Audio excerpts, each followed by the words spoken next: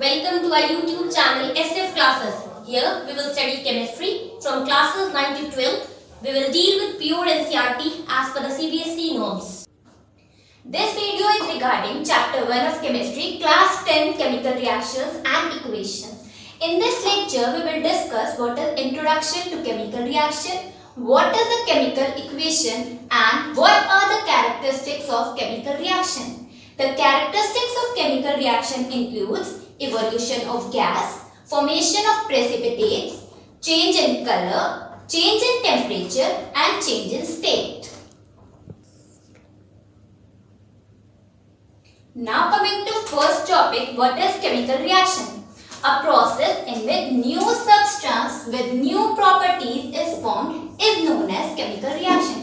Chemical reaction क्या है? कोई भी एक ऐसा प्रोसेस जिसमें हमारे पास एक न्यू सब्सटेंस बनता है जिसकी प्रॉपर्टीज क्या होंगी, बिल्कुल डिफरेंट होगी.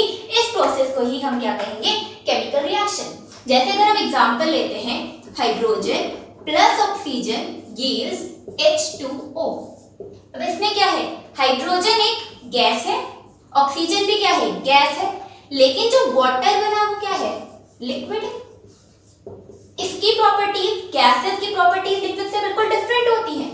इसका मतलब हमारे पास जो न्यू सब्सटेंस बन रहा है उसकी प्रॉपर्टीज बिल्कुल डिफरेंट हो रही है. इसलिए इस इक्वेशन को हम क्या कहते हैं, केमिकल रिएक्शन.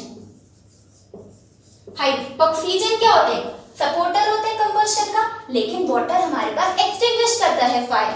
इसलिए हमारे पास इनकी प्रॉपर्टीज डिफरेंट हुई और ये हमारे पास क्या हो जाएगी, केमिकल रिएक्शन हो जाएगी. अब देखो, हाइड्रोजन और ऑक्सीजन जो है वो क्या है, हमारे पास दोनों कंबाइन है, क्योंकि हमने इसमें क्या लगाया हुआ, प्लस साइन लगाया हुआ है.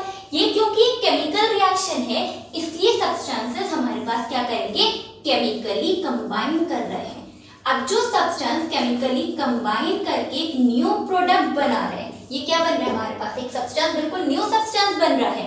जो एलिमेंट्स कंबाइन करके बिल्कुल एक सब्सटेंसेस, इन वालों को हम क्या कहेंगे, रिएक्टेंट्स कहेंगे, क्योंकि ये केमिकली कंबाइन करके डिफरेंट सब्सटेंस बना रहे हैं. अब जो सब्सटेंस बना उस चीज को हम क्या कहते हैं, प्रोडक्ट कहते हैं. अब जब आप कोई भी केमिकल रिएक्शन लिखते हैं उसे हम डिनोट करते हैं एरो से, कि हमारे पास दो या दो से ज्यादा सब्सटेंस रिएक्ट किए और वो क्या बना रहे हैं, हमारे पास कोई भी प्रोडक्ट बना रहे हैं. इस चीज को हमने एक एरो से रिप्रेजेंट कर दिया. अब एरो के जो हमारे पास हेड है, हेड की साइड हमेशा क्या लिखे जाते हैं, प्रोडक्ट्स लिखे जाते हैं, और हेड की टेल साइड पे हम क्या लिखते हैं, रिएक्टेंट्स लिखते हैं. So are you all clear with reactants and products? Now coming to chemical equation. What is a chemical equation? Chemical equation क्या है, ठीक है. If we go through the definition, अगर हम डेफिनेशन की बात करते हैं तो symbolic representation of chemical reaction, मतलब अगर हम किसी भी केमिकल रिएक्शन को सिंबॉलिकली रिप्रेजेंट करते हैं तो वो क्या बन जाती है, हमारे पास केमिकल इक्वेशन. अगर एग्जांपल अगर हम ऐसे लिख रहे हैं, hydrogen and oxygen combine to form water. एक सिंपल इक्वेशन है कि हमारे पास हाइड्रोजन और ऑक्सीजन जो है कंबाइन करके क्या बना रही है, वाटर बना रही है. अगर मैं इसे इस तरह से लिख रही हूं तो ये क्या है, हमारे पास एक वर्ड इक्वेशन है, क्योंकि आप इसे क्या है, वर्ड की फॉर्म में रिप्रेजेंट कर रहे हो. लेकिन अगर यही इक्वेशन आप सिंबल्स की फॉर्म में रिप्रेजेंट करो, आपको पता है हमारे पास क्या है, हाइड्रोजन और ऑक्सीजन के सिंबल्स क्या है, हाइड्रोजन का H2 है, ऑक्सीजन का क्या लिखा जाता है, O2. तो ये हमारे पास क्या है, दोनों केमिकली कंबाइन करके क्या बना रहे हैं, वाटर बना रहे हैं. वाटर का सिंबल क्या है, H2O, ठीक है. तो ये वाली हम क्योंकि सिंबल्स के थ्रू रिप्रेजेंट कर रहे हैं इसलिए हमारे पास क्या बन जाती है, केमिकल इक्वेशन. केमिकल इक्वेशन अब क्या है, हमारे पास दो टाइप्स की होती है. एक तो है हमारे पास अनबैलेंस्ड इक्वेशन, अनबैलेंस्ड इक्वेशन, और दूसरी होती है हमारे पास बैलेंस्ड इक्वेशन. बैलेंसिंग जो है हम वो नेक्स्ट वीडियोस में क्या करेंगे, डिस्कस करेंगे. अभी के लिए सिर्फ हमारे पास क्या है, अनबैलेंस्ड और बैलेंस्ड इक्वेशन की सिर्फ क्या है, आप इसे समझ लीजिए कि हमारे पास अनबैलेंस्ड और बैलेंस्ड इक्वेशन क्या होती है. अनबैलेंस्ड इक्वेशन को हम स्केलेटल इक्वेशन भी कहते हैं, क्योंकि हम ये वाली इक्वेशन जो है वो एज इट इज लिख रहे हैं. एट एटम्स जो है हाइड्रोजन और ऑक्सीजन, इसमें जो प्रोडक्ट बन रहा है वो हमारे पास क्या है, बैलेंस नहीं है।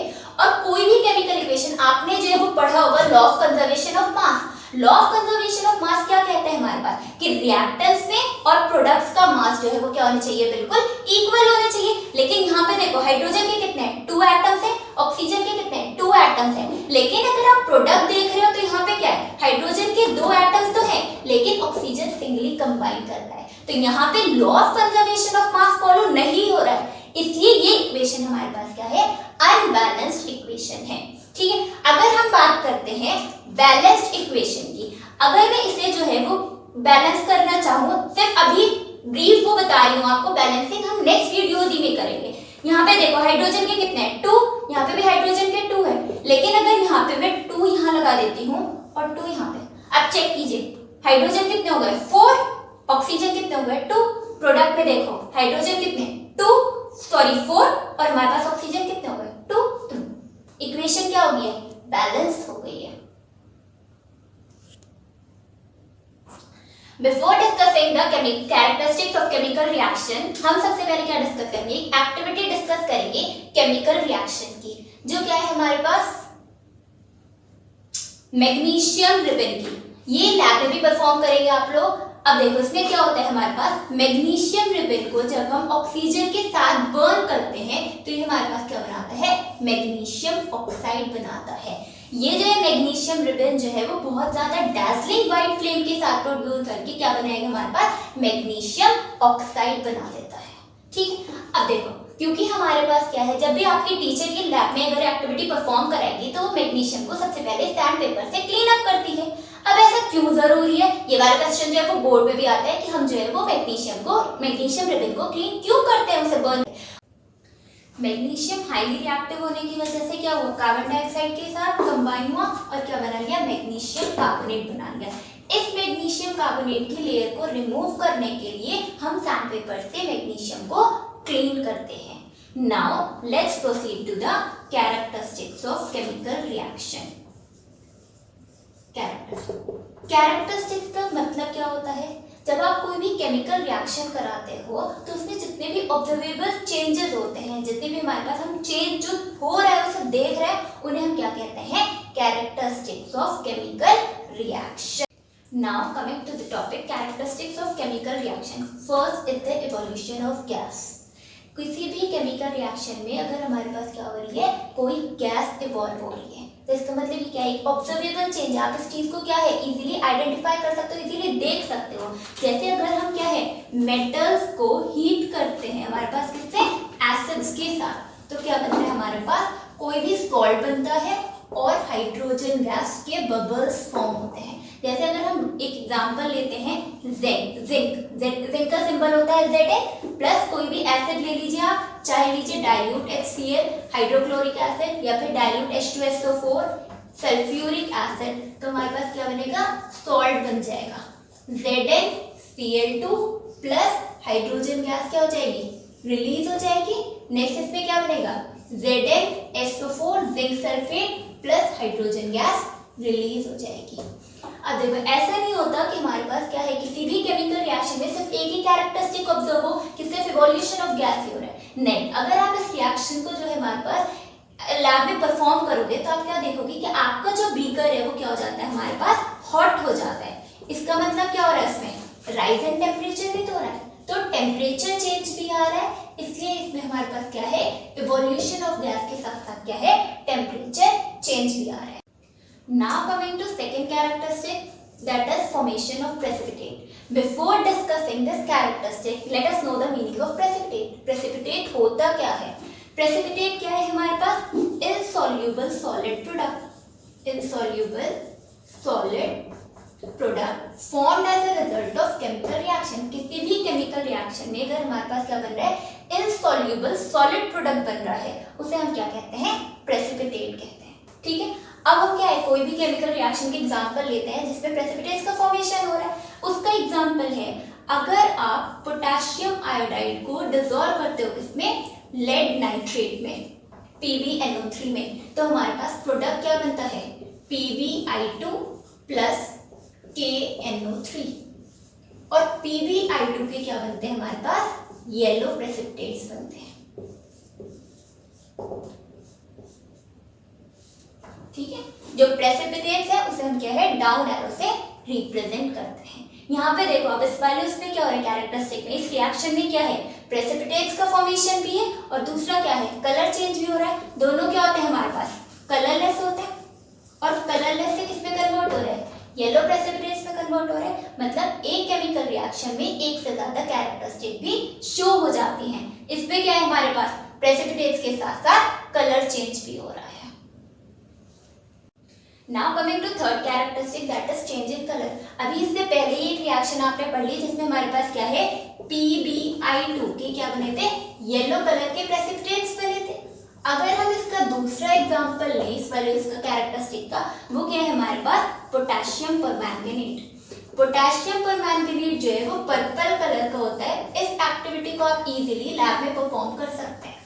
इसमें क्या, पोटेशियम परमैंगनेट का सॉल्यूशन लीजिए और उसमें क्या डाल दीजिए, सिट्रिक एसिड डाल दीजिए। सिट्रिक एसिड की जगह दैट मींस आप जो है वो लेमन स्क्वीज कर सकते हो इजीली। लेमन स्क्वीज जब आप करेंगे हमारे पास बीकर में, तो आप क्या देखोगे कि हमारे पास इसका पर्पल कलर से बिल्कुल कलरलेस में चेंज होता चला जाएगा। दैट मींस पहले थोड़ा लाइट कलर, फिर उससे और लाइट कलर, जैसे जैसे आप जो सिट्रिक एसिड ऐड करते चले जाएंगे या फिर लेमन को स्क्वीज करते चले जाओगे तो हमारे पास क्या है, इसका पर्पल कलर कलरलेस में चेंज हो जाएगा। Now coming to next characteristic, that is the change in temperature. अब देखो टेम्परेचर चेंज में हमारे पास क्या है, या तो राइज भी हो सकता है टेम्परेचर या फिर हमारे पास फॉल भी हो सकता है। अब अगर टेम्परेचर हमारे पास क्या है, राइज हो रहा है, दैट मीन्स हमारे पास क्या है, हीट निकल रही है। इसका अगर हम एग्जांपल लेते हैं, देखो बहुत कॉमन एग्जांपल है, देखो सुन लीजिए कि हमारे पास क्या है, चूने में अगर आप क्या है वाटर मिक्स करते हो तो आपका जो है क्या हो जाता है, हमारे पास हीट अप हो जाता है, हीट बहुत ज्यादा निकलती है। इसमें हमारे पास क्या है, टेम्परेचर, इसका मतलब क्या है, उसका बढ़ रहा है। इस तरह की रिएक्शन को हम क्या नाम देते हैं, एक्सोथर्मिक रिएक्शन, जिसमें हमारे पास क्या हो रही है, हीट रिलीज होती है। इस अगर हम चूने वाले एग्जांपल को हम क्या है केमिकली लिखना चाहें तो वो कैसे लिखते हैं, चूने का केमिकल नेम क्या होता है, कैल्शियम ऑक्साइड होता है। कैल्शियम ऑक्साइड में अगर आप वाटर ऐड कर रहे हो तो हमारे पास प्रोडक्ट क्या बनता है, कैल्शियम हाइड्रोक्साइड बनता है और एनर्जी रिलीज होती है, हीट रिलीज होती है, जिसे हम किससे रिप्रेजेंट करते हैं, डेल्टा से रिप्रेजेंट करते हैं। इस सिंबल को क्या कहते हैं, डेल्टा। दैट मींस हीट क्या हो रही है, हमारे पास रिलीज हो रही है। इसको कैल्शियम ऑक्साइड को हम जो कॉमनली और क्या कहते हैं, क्विकलाइन भी कहते हैं। और कैल्शियम हाइड्रोक्साइड का कॉमन नेम क्या होता है हमारे पास, स्लेटलाइन। ठीक, अब नेक्स्ट हमारे पास ऐसा नहीं होता कि हमारे पास क्या है, सिर्फ हीट क्या हो रही है, रिलीज हो रही है, मतलब टेम्परेचर में सिर्फ राइज ही आ रहा है। ऐसा भी होता है कि हमारे पास टेम्परेचर फॉल डाउन हो जाए, फॉल डाउन हो जाए। इस केस में हमारे पास क्या होगा, अगर टेम्परेचर कम हो रहा है दैट मींस आपका जो है बीकर क्या हो जाएगा, कूल हो जाएगा। इसका एग्जांपल अगर हम लेते हैं तो वो है हमारे पास बेरियम हाइड्रोक्साइड। अगर बेरियम हाइड्रोक्साइड को आप अमोनियम क्लोराइड के साथ हीट करते हो तो क्या बनता है हमारे पास, barium chloride BaCl2 plus NH3 और क्या बनता है हमारे पास, वाटर बनता है। इस केस में क्योंकि हमारे पास क्या है, एनर्जी यूटिलाइज हो रही है, एनर्जी क्या है हम दे रहे हैं, इस चीज को हम क्या कहते हैं, एंडोथर्मिक रिएक्शन। अगर हीट रिलीज हो रही है तो हमारे पास क्या होता है, एक्सोथर्मिक रिएक्शन। अगर एनर्जी या फिर हीट जो है वो यूज अप हो रही है, एब्जॉर्ब हो रही है, इस केस में हम क्या कहते हैं, endothermic reaction. Now the last characteristic that is the change in state. इसमें सबसे कॉमन एग्जांपल अगर हम लेते हैं वो क्या है हमारे पास, hydrogen plus oxygen gives H2O। Hydrogen भी क्या है, गैस है, ऑक्सीजन भी क्या होती है, गैस होती है, लेकिन वाटर क्या हुआ, लिक्विड हो गया, तो स्टेट में क्या हो गया, चेंज हो गया, गैसियस स्टेट से किसमें कन्वर्ट हो रहा है, लिक्विड स्टेट में कन्वर्ट हो रहा है। तो ये हमारे पास क्या हो गई, इसकी कैरेक्टरिस्टिक हो गई। नेक्स्ट अगर हम एग्जांपल एक और लेते हैं वो क्या है, देखो कैंडल को जब हम बर्न करते हैं, कैंडल का वैक्स जो है वो क्या है, सॉलिड स्टेट में, सॉलिड स्टेट में वो किसमें कन्वर्ट हो जाता है, लिक्विड वैक्स में कन्वर्ट होता है। अब क्योंकि इस केस में हमारे पास क्या हो रहा है, कंबस्शन हो रहा है, तो गैस भी रिलीज होगी, मतलब कार्बन डाइऑक्साइड गैस रिलीज हो रही है, तो इसमें भी क्या हो जाएगा, हमारे पास चेंज इन स्टेट हो जाएगा। ठीक है, आई होप कि आप लोगों को ये सब क्या है वीडियो सब कुछ समझ आ गई है। फिर भी अगर आप लोगों की कोई भी क्वेरी है तो do ask in the comment section. Guys, अगर आपको ये वीडियो पसंद आया है तो do like, share, subscribe and press the bell icon. Thank you.